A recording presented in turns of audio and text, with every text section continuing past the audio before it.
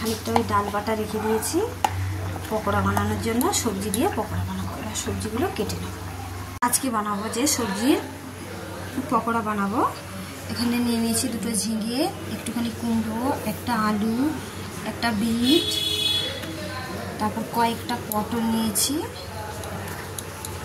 সঙ্গে একটা টমেটো, একটা বড় দেখে পেঁয়াজ, একটা রসুন, দুটো গাজর, একটুখানি পেঁপে আর কাঁচা লঙ্কা, সব একসঙ্গে। যেগুলো কোচানো যাবে কুচিয়ে নেব, বাকিগুলো আমি ওই যে ঘষা মেশিন দিয়ে ঘষে নেব। যেখানে আদা টাদা বাটা হয় ঘষা হয়, মেশিনটা দিয়ে আমি ঘষে নেব। এখানটায় সব সবজি ঘষে নিয়েছি। আলুটা আলাদা করে ঘষেছি, ঘষে ধুয়ে নিয়েছি, কেন আলুর থেকে তো একটু নোংরা জল বেরোয়, তাই আলাদা করে ঘষে ধুয়ে নিয়েছি।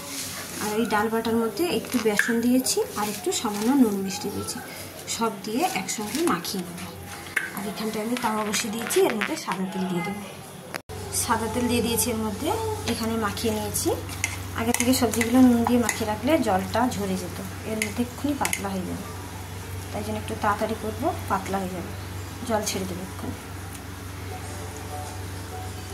এবার সবজিগুলো বড়া ভাজতে দিয়ে দেবো।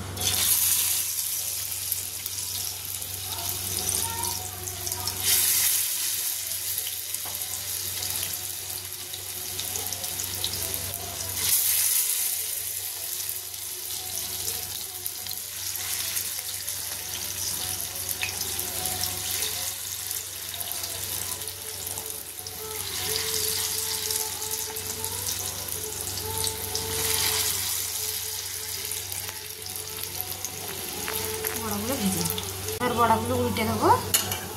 গ্যাস কমিয়ে রেখেছি, গ্যাস বাড়াইনি। বড়া ভাজলে সবসময় গ্যাসটা কমিয়ে রাখলে, যেহেতু বেসন টেসন অল্প তো ভালো হবে, ভেতর থেকেও ভালো করে সবজিগুলো সেদ্ধ হয়ে যাবে। অর্ধেকগুলো তো হয়ই নেই,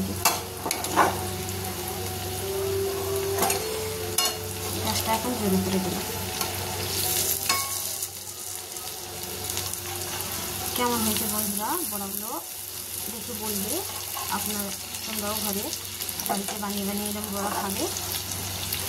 এই বড়া দিয়ে ডাল দিয়ে ভাত খাওয়া হয়ে যাবে। এটা হয় না, পরে দিয়েছিলাম হয় না।